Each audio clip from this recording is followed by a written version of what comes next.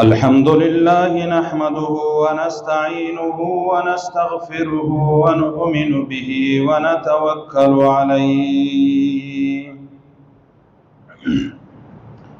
ونعوذ بالله من شرور أنفسنا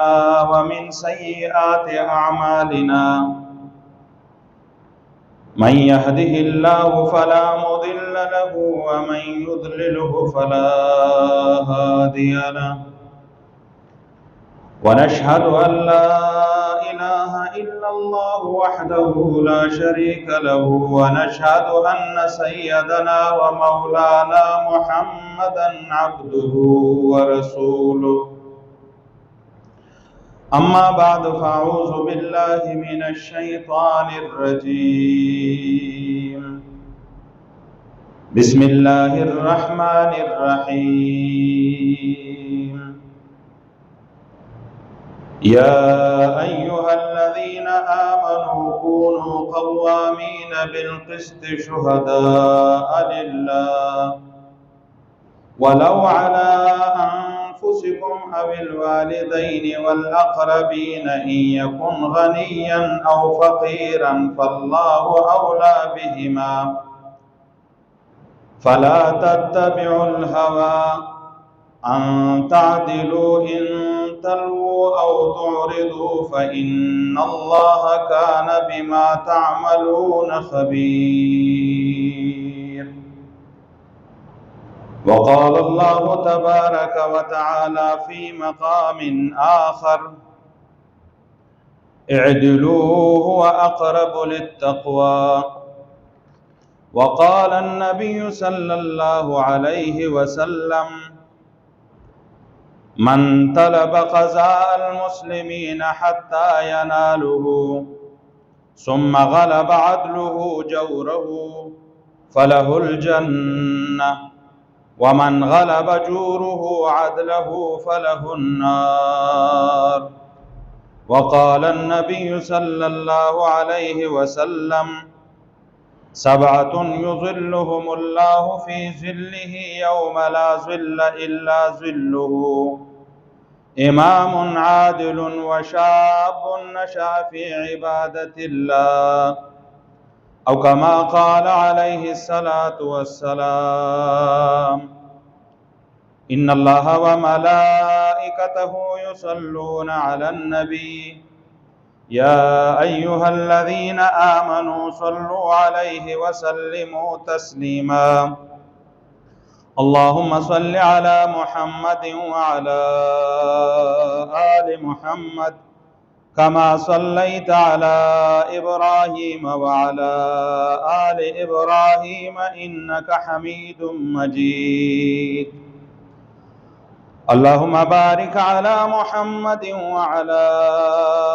آل محمد كما باركت على إبراهيم وعلى آل إبراهيم إنك حميد مجيد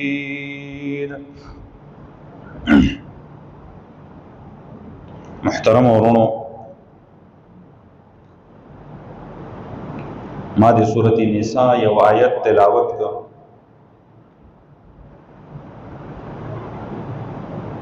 پدی آیت کی اللہ رب العزت مسلمانانو ته حکم کړی دا چې تاسې په هر میدان کې عدل او انصاف نه کار واخلئ. الله رب العزت سے دغه دنیا قائمه ساتلې ده،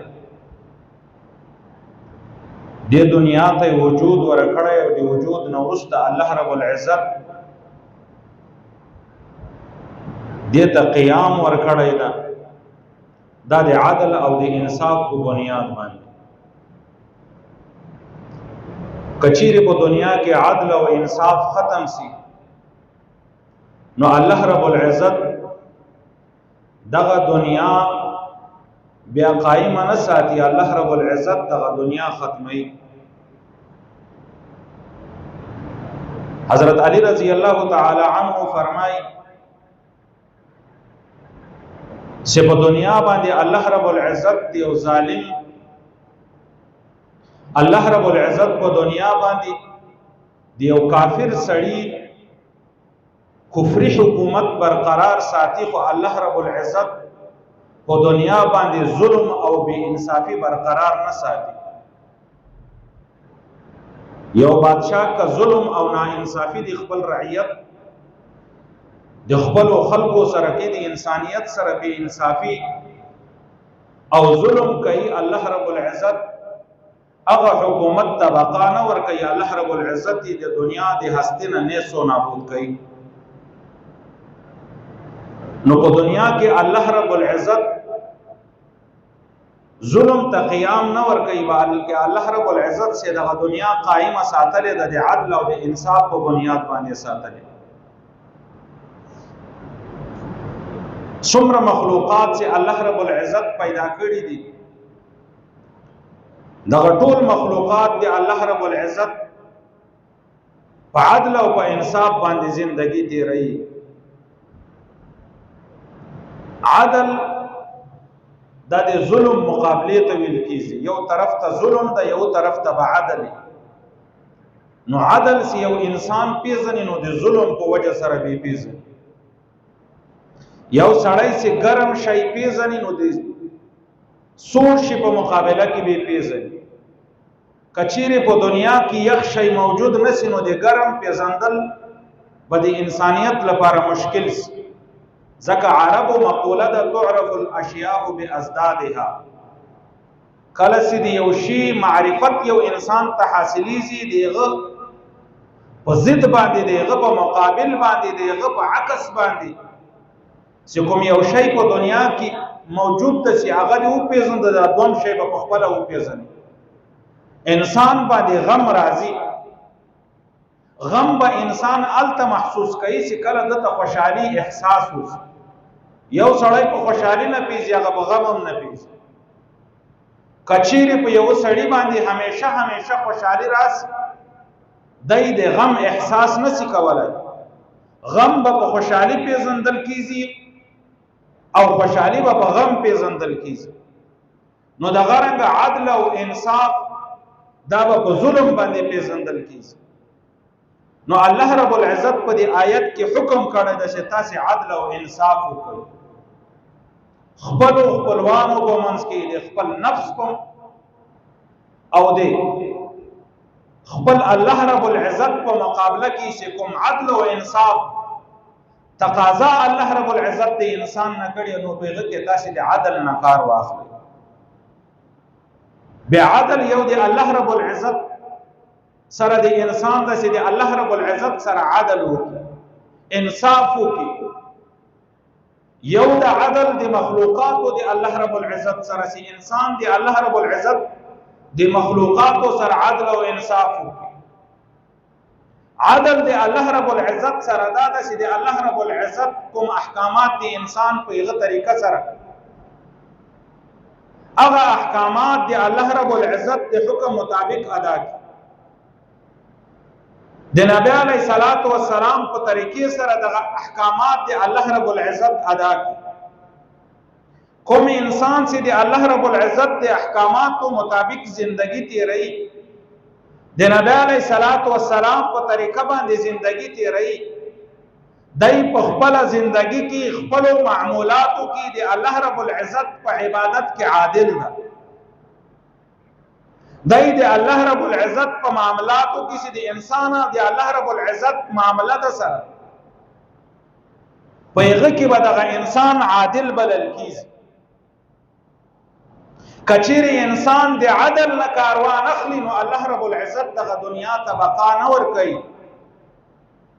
کوم حاکم کوم بادشاہ چې د خپل حکمرانی کې د عدل نه کاروان اخلي،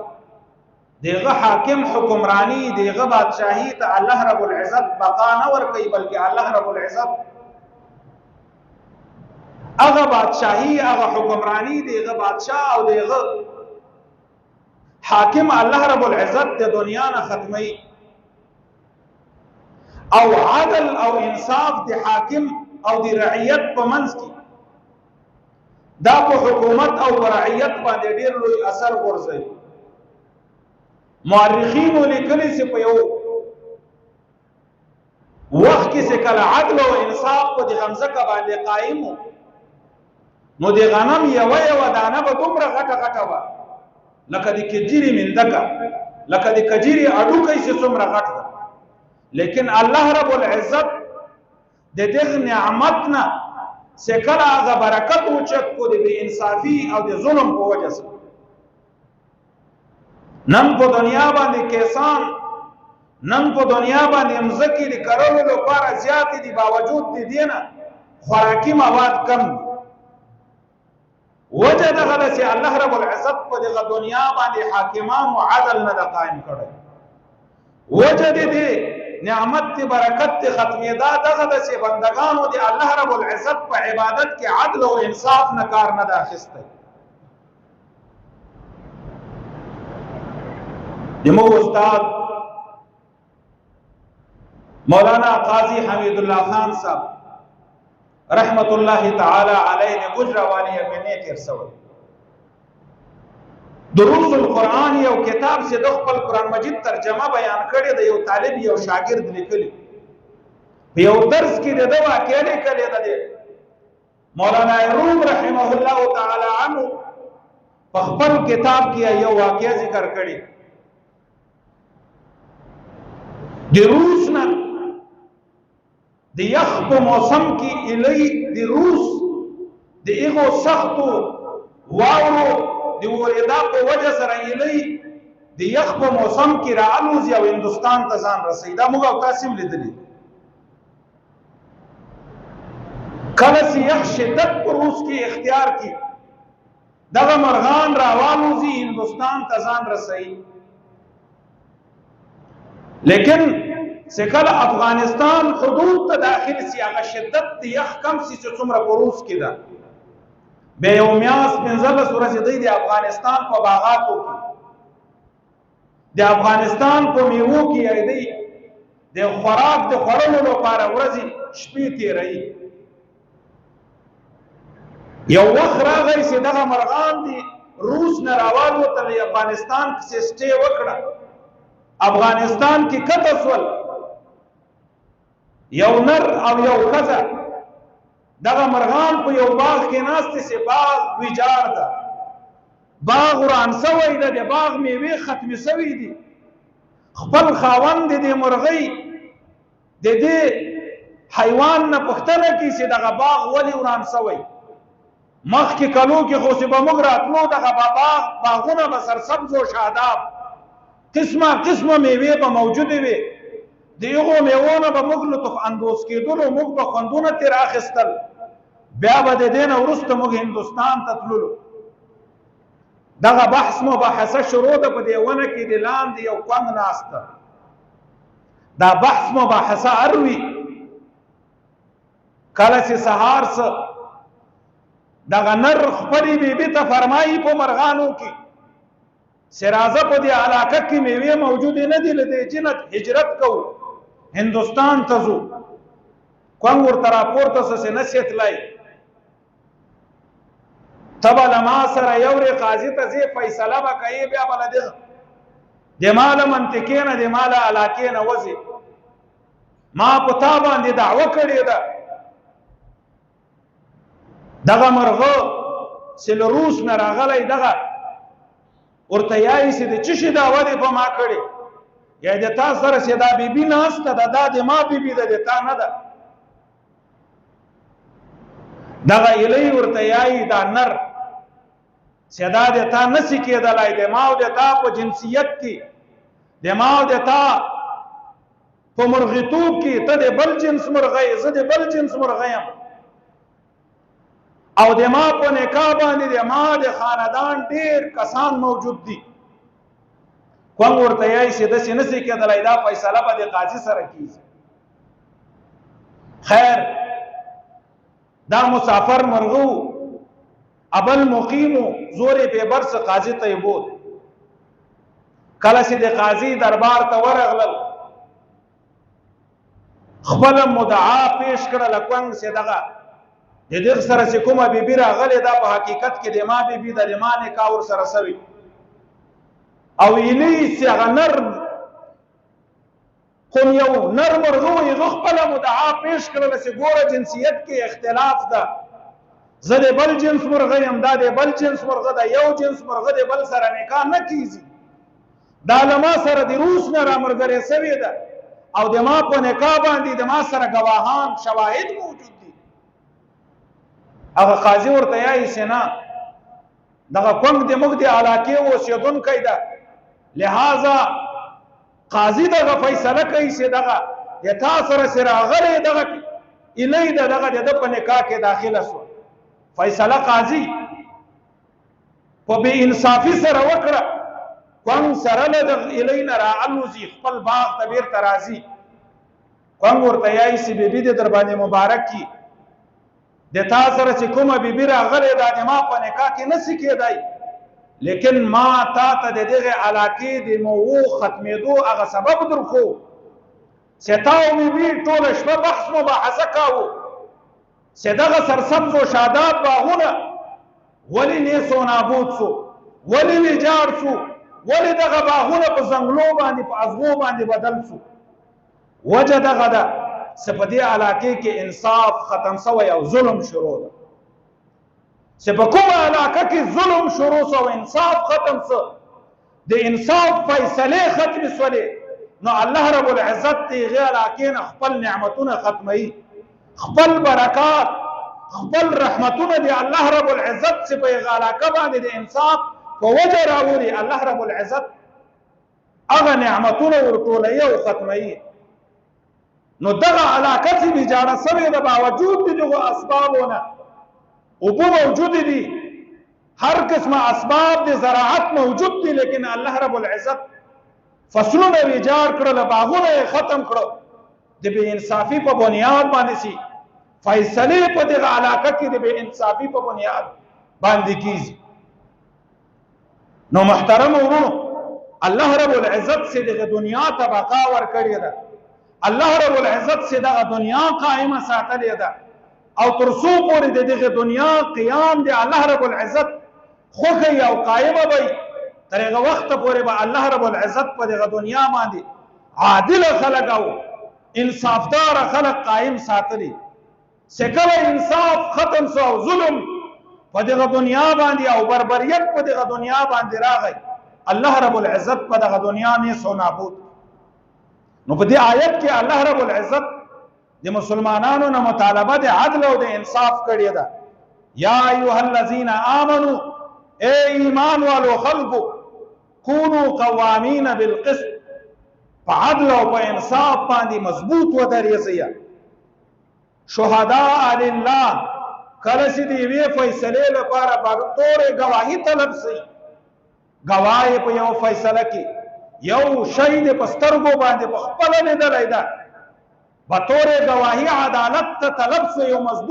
مظلوم سړی طلب کړي، الله رب العزت فرمایي شهداء لله، گواهی دی الله رب العزت لپاره وکړه. عدل او انصاف نه کار واخله. ولو علی انفسکم، اگر کدغه د تا د نفس په خلاف باندې فیصله کیږي، د تا نفس دغه نه برداشت کوي، د تا نفس دغه خبره نه مني، لیکن الله رب العزت ته مخ کا او الله رب العزت ته وګوره، خالص دی الله رب العزت ته رضا په بنیاد باندې دغه گواهی وکړه او الله رب العزت راضی کا. او الوالدین والاقربین،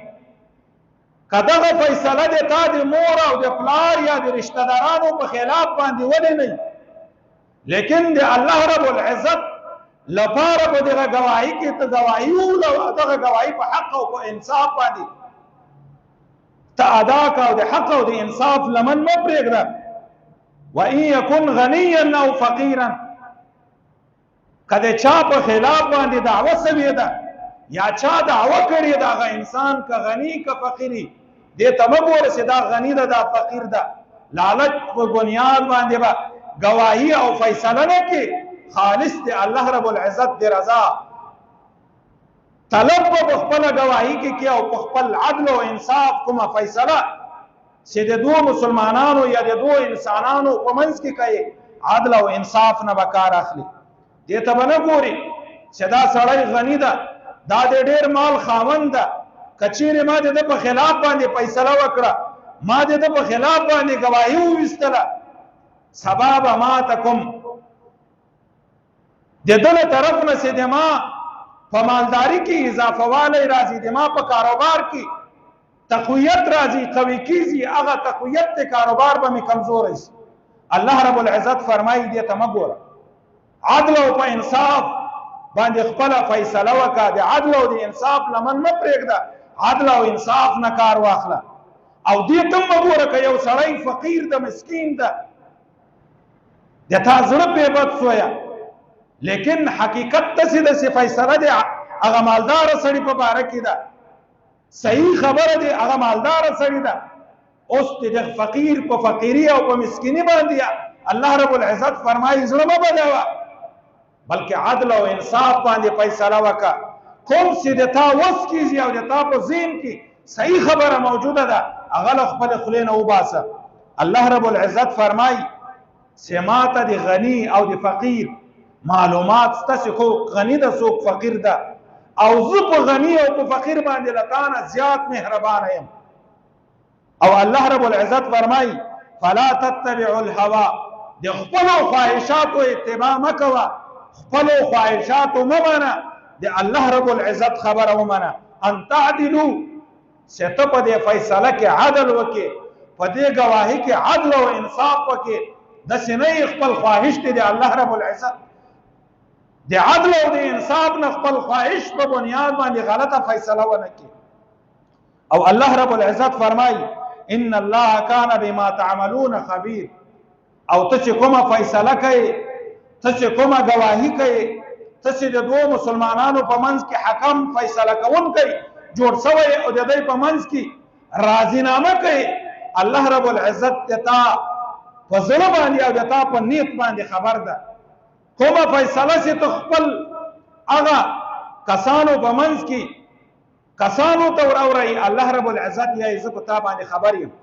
چې د تا په زړه کې عدل او انصاف والا خبره کومه یوه ده او د تا په خوله باندې کومه خبره جاری ده. نو په دې آیت کې الله رب العزت د عدل او د انصاف مطالبه له مسلمانانو نه کړي. کچېرې مسلمانان عدل او انصاف وکړي، الله رب العزت په هغو مسلمانانو ته په دنیا او په آخرت کې الله رب العزت کامیابی او سرخرویی ورکړي. کوم مسلمانان کوم انسانان چې د الله رب العزت د عدل او د انصاف نه لاس واخلي، د عدل او د انصاف په بنیاد باندې فیصلې ونه کړي، ظلم باندې فیصلې وکړي، خپلو خواهشاتو نفسانیو ورکولو لپاره فیصلې وکړي، نو الله رب العزت په هغه خلق، هغه قوم، هغه حکومت الله رب العزت نیس و نابود او ذلیل. علما فرمایي په یوه علاقه کې حاکم سړی، مضبوط سړی، مالداره سړی، سپی یې ساتلی، ډېر هغه سپی پیګران، سپی مړ څه، خپل سپی رخلی د مسلمانانو پایدره کې خدایي ورته کوي او قبر ورته جوړوي او د مسلمانانو پایدره کې ښخوي. کلیوال خلک ضعیفان، کمزوري، څوک په مخه نه ورځي. یو مسلمان ولاړ څه قاضي ته ورغی، قاضي ته فرمایي چې د موږ په مقبره کې د موږ د کلي پلانکی خان، پلانکی مسجد د مسلمانانو د قبرو بے عزتی کوي او خپل سپی راخلي د مسلمانانو په قبرستان کې دفن کوي. قاضي نوټس راولېږه دغه حاکم ته، دغه مسیر د کلي ته راولېږه نوټس چې سبا به عدالت ته حاضرېږي، سبا عدالت ته فقیر د کلي مسکین سړی حاضر سي، بل طرف ته به هغه حاکم، هغه زبردست، هغه مالدار طاقتور سړی داخل سي. قاضي دغه سړی بې عزته کړ،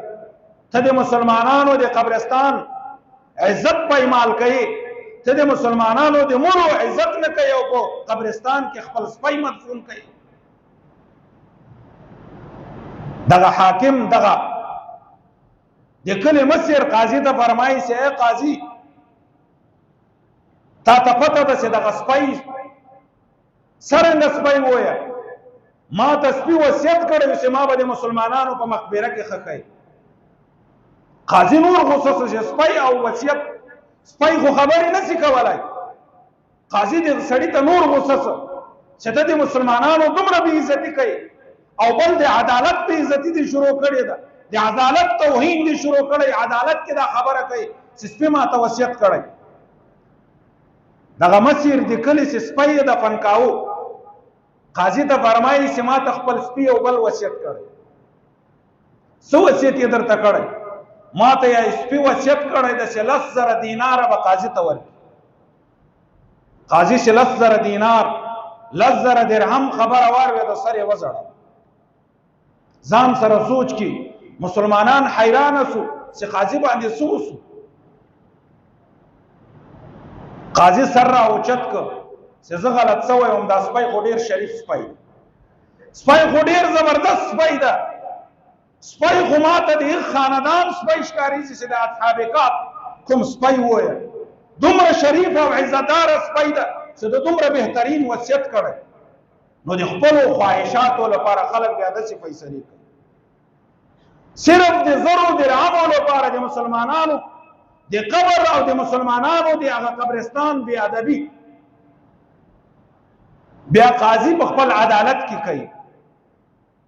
نو په دې آیت کې الله رب العزت حکم دې خبرې کړی ده چې عدل او انصاف وکړي.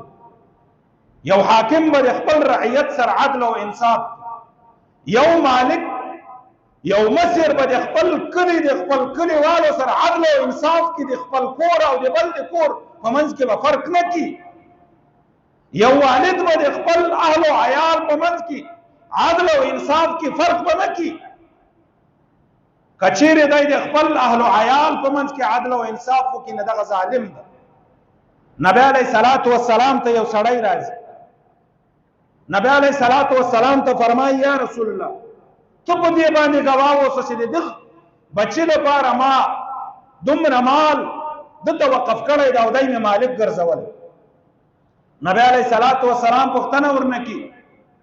چې پلانکیه نور اولاد دې شته که نشته؟ یا رسول الله یو مې بل بچی هم شته، هغه دپاره دې څومره مال وقف کړی ده، هغه ته دې څومره مځکه ورکړې ده. هغه کس نبی علیه الصلاۃ والسلام ته فرمایي یا رسول الله هغه ته مې شی نه دی وقف کړی. نبی علیه الصلاۃ والسلام ورته فرمایي په ظلم باندې زه نه ګواه کېږم، دا د خپل بچي سره ظلم ده، دا بې انصافي ده چې یو بچي ته خپل مال وقف کوي او دته سپاري بل بچي ته نه سپاري. یو سړی به د خپل اهل او عیال سره انصاف کوي، یو سړی به د خپل کلیوالو سره عدل او انصاف کوي، یو سړی به د خپل اعضاء سره چې الله رب العزت انسان ته اندامونه ورکړي عدل او انصاف پکې. کچېرې د اندام سره عدل او انصاف ونکړي، د خپل جسم سره عدل او انصاف وکړي ونکړي، نو د قیامت په ورځ باندې به الله رب العزت د سخت عذاب سره مخامخ. انسان ته الله رب العزت جسم ورکړی، دغه جسم دای پانځي کې خودکشي وکړي، دغه د خپل جسم سره به انصافي او ظلم وکړي، د قیامت په ورځ باندې به الله رب العزت دته سخت عذاب ورکړي. حضرت ابو هريره رضی الله تعالی عنه فرمای نبی علیہ الصلوۃ والسلام فرمایي من طلب قضاء المسلمین، یو سړی د مسلمانانو د فیصلې لپاره طلب سویا، یو سړی مسلمانانو حاکم وګرځاو، دو مسلمانان د دعوی د په یو مسله کې یو مسلمان باندې د دی اجماع علی الاسرازه په دې باندې فیصله کوي. نبی علیہ الصلوۃ والسلام فرمای دغه مسلمان به د عدل او د انصاف نه کار اخلي. څومره چې الله رب العزت ته ذهن ورکړی، څومره چې الله رب العزت ته فهم ورکړی، سوچ او فکر نو وروسته به دی په عدل او په انصاف باندې فیصله کوي. کچېرې په عدل او په انصاف باندې د حکم فیصله وکړه، د خان فیصله وکړه، د درېمګړي فیصله وکړه، یا د قاضي او د وزیر فیصله وکړه، نبی علیہ الصلوۃ والسلام فرمای فله الجنه، د دې لپاره جنت،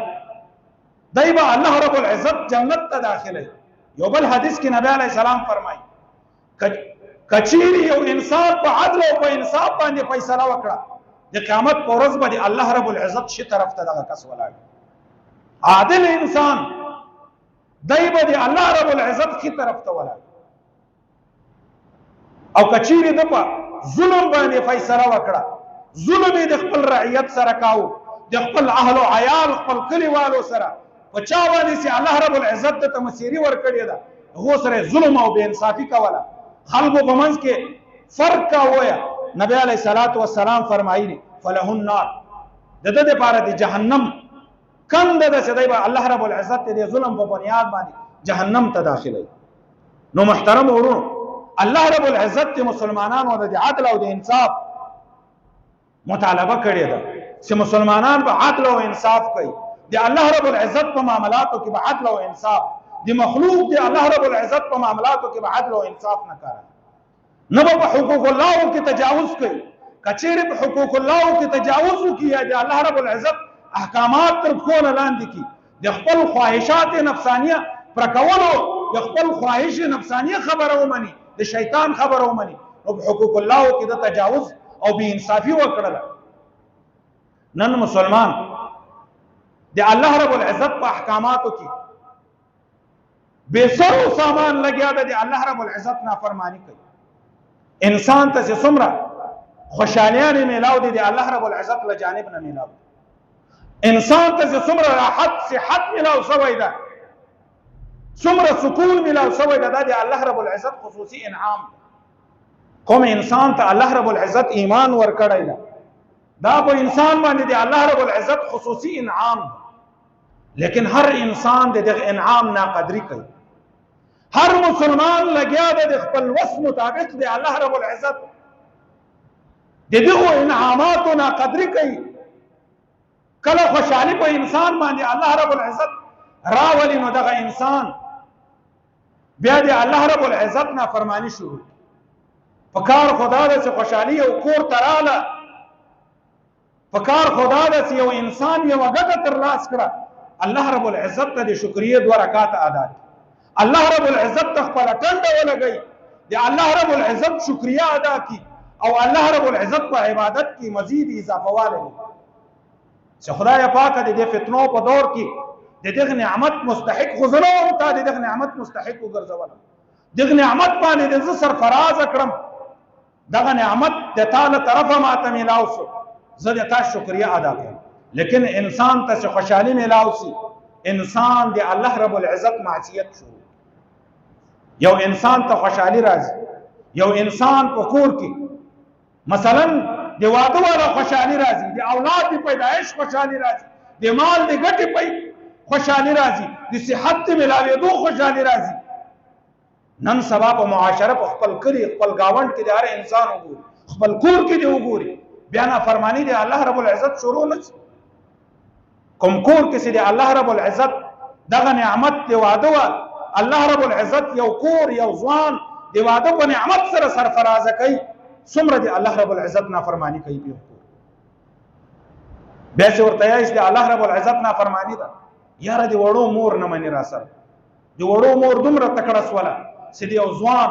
یو تکړه سړي یو په بار کې ځان خلکو ته شعر معرفي کوي، هغه بیا په کور کې د خپلې بیبي مخته ګیدړ جوړ. مولانا نور محمد رحمه الله د وزیرستان دیوانه ډېر لوی خطیب تیر شوی، ډېر لوی عالم، د یو کتاب لیکلی خطبات وزیرستان، په دغه کې یوه عجیبه واقعه لیکلې. سلیمان علیه السلام ته یو سړی راغی چې ماته د مرغانو دغه حیواناتو دغه ذبح راوښیه چې زه پرې پوهېږم، دغه واقعه ختموم بس ختموم. سلیمان علیه السلام ورته وفرمایل چې دا د تا دپاره خیر نه ده، ته دغه ذبح د مرغانو د حیواناتو مه زده کوه، تا کار نشته له مرغانو سره. سلیمان علیه السلام ته الله رب العزت ډېر لوی حکومت ورکړ، هر مرغي د هر حیوان په ذبح باندې پوهېده. دغه کس سلیمان علیه السلام یې مجبور کړ چې ماته به راښیي. سلیمان علیه السلام ورته فرمایي چې کمې ذبح در وښو او خلک در باندې خبر شو، خلکو ته دې وویلل چې د حیواناتو په ذبح پېژم، په هغه ورځ به مرګ در باندې راځي. سړي وعده ورسره وکړه چاته نه یم. سلیمان علیه السلام ذبح ور زده کړ. سړی کور ته راځي، ذمېدار د سړی یو غویی ساتلی یو خر، سار به دغه غویی او خر خپل پټي ته بوت هلته به یو یې پېښول. یو ورځ یې په غویي باندې کار ډېر کړی، ډېر ستړی، خر په دغه ورځ باندې کور پاته. کله چې غویی په ستوماني کې را روان ده، د خر پوښتنه ورنه کړي ساشنا نن خو ډیر ستړی ډیر په تکلیف کې ولی دا غوی ورته فرمایي چې نن ډیر ستړی کړی ټوله ورځ خدای را باندې کړله ټوله ورځ یو یې را باندې کړله بار یې را باندې راوړو چې کله چوټي سولوي پنډه یې د لرګو را باندې را بار کړه ډیر ستړی دغه کس دی دغه حیواناتو په ژبه باندې پیږي او چوپ ده بحث مباحثه د خره او د غوی په منځ کې شروع ده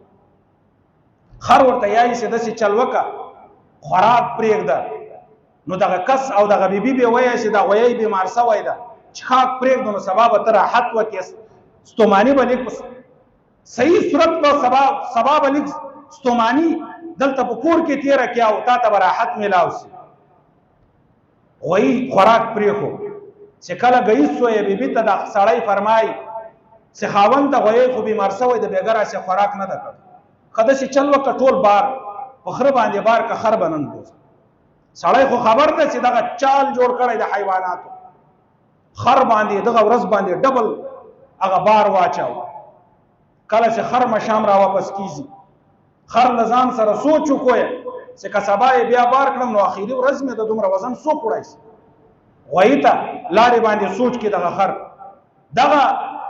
سوچ او فکر یې وکړه چې غویي ته به دا خبره کړم چې په لاره باندې مالک دا خبره کړه که غویی تر مخامه جوړ نه سالالوم غویي د چې کله خره دا خبره یې وکړه غویي خوراک شروع غویي چې کله خبره ورته د بحث مباحثه شروع سونه د سړي وخندل بیبي ولید چې سړي وخندل سړي چې پوښتنه کې چې ولې دی وخندل سړی ورته فرمایي بس هسې یو خیالي سوچ مې دماغ ته راغی ځکه مې وخندل نه ما ته به خبره کې چې تر څو دې ما ته دغه خبرې وجه د خندا ذکر کړی نه تر پورې دې نه پرېږدم سړی ډېر تنګ اخر کې سړی ورته فرمایي سبا به دغه خبره درته وکړم نن مې پرېږده ما وعده یې د سبا ورسره وکړه چې کله ګهیځ اذان کیږي دا چرګ هسې د وخت اذان کې چرګ د وخت اذان شروع خر ورته یایي شرمیږي نه نن د تا مالک آخري ورځ ده مړ کیږي نن آخري ورځ د سلیمان علیه السلام سره وعده کړې ده که چیرې مې خبره چاته وکړم مرم نن بیبي مطالبه کړې او نن به خپل هغه د خندا وجه ورته ذکر کوي او هغه د ده د مرګ سبب ګرځي د تا مالک وفات کیږي تا زنګونه په شنه ګیز کې چرګ ورته یایي چې د داسې منحوس سړي مرګ بهتره ده چې دی د یوې ښځې په مخ نسي ورتلی دی د ما ته وګوري چې لس لس چرګې په ما پسې رواني یوه چرګه کړت پړت نسي کولی دی د له ما نه پن واخلي کله چې مالک د چرګ او د خر خبره واورېده اذانونه سوي دي نیمای سوي نیمای نه دي سوي مالک ډنډه راخلي او په خپلې بیبي یې باندې کوي بیبي ویده ده وهي او بیبي چیغه او زارۍ ورته کوي ولې دومره ظلم په ما باندې کوي تا د ما نه مطالبه دې خبرې ولې وکړه چې تا ولې وخندل بیبي وعده ورسره وکړه چې بیا به دا خبرې پوښتنه نه نو محترم ورونو یو سړي باندې چې خپله بیبي دومره جري سوي چې دی د الله رب العزت معصیت د هغې لپاره ادا کوي د قیامت په ورځ باندې به دغه اهل او عیال بیا سړي ته په شمر باندې نه ورځي نو محترم ورونو ځکه نبی علیه الصلاة والسلام فرمایلي لا طاعة للمخلوق في معصية الخالق د الله رب العزت نافرمانی به انسانیت په تابعداري کې نه ادا کوي د خپل مور او پلار خبره به نه مني چې په کوم احکاماتو کې د الله رب العزت د خبرې نافرمانی راځي نو د مور او پلار خبره الله رب العزت نبی علیه السلام فرمایلي داسې خبره به نه مني حالانکه د الله رب العزت د عبادت نه وروسته چې الله رب العزت لوی مقام ورکړی ده مور او پلار ته ورکړی